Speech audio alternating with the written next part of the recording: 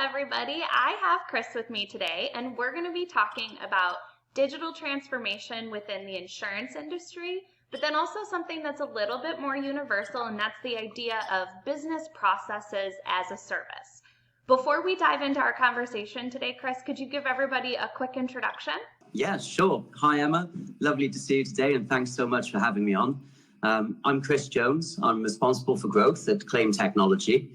My background is in Insurtech and FinTech, which I've worked in for around 20 years now. And Claim Technology is quite a revolutionary idea, really. It's a platform which acts as a marketplace for best-in-class third-party technology and allows insurers and everyone in the insurance space, as well as financial services, to consume those services on demand as a pay-as-you-go basis, without all of the typical selection and implementation long cycles, which we all know and love.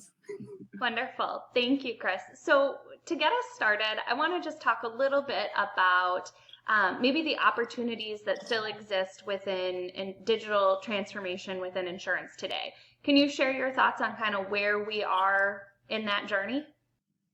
Yeah, sure. I think everyone is brutally aware that insurers need to digitize and make their whole offerings more customer-centric.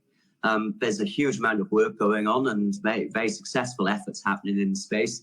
But I think we're also aware that insurance can be a little slow to adopt technology, often slower than they'd like. And I think this is probably due to some of the complex IT architecture and legacy systems, which certainly the larger insurers have to try and fight their way against. But there's a huge amount of great work going on, and we're starting to see huge strides forward in the space. But we're here to really help them accelerate that.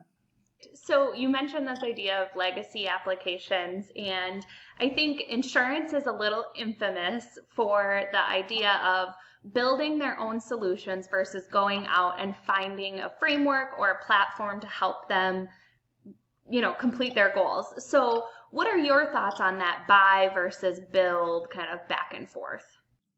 Okay, I'll try and answer that without letting too much frustration come through in my voice. But I think that insurers have this mindset where they feel that they have to build everything in-house to retain control. And to make a kind of relevant analogy to the situation of today, I don't think any insurer, when COVID struck and we all started working from home, I don't think any insurer sat down and got their engineering team together and briefed them to go out and build a video conferencing system where they could get their teams to communicate. They were aware that there's many out there already, and there's probably a better idea to take some best-in-class technology and apply that to their business. Great. So when we start looking towards the future, I mentioned in my introduction this idea of a business process or a service as a service, or another way of looking at it is things like microservices is another term that people will use. How do you think those ideas will affect the next phase of digital transformation? As I say, there's a slight mindset change which is required there, but I think they allow insurers and businesses of all types actually to really accelerate their efforts to consume those services which already exist, plug them into their existing operations, and just get on with it. So we talk about business process as a service. Obviously, it sits in the cloud.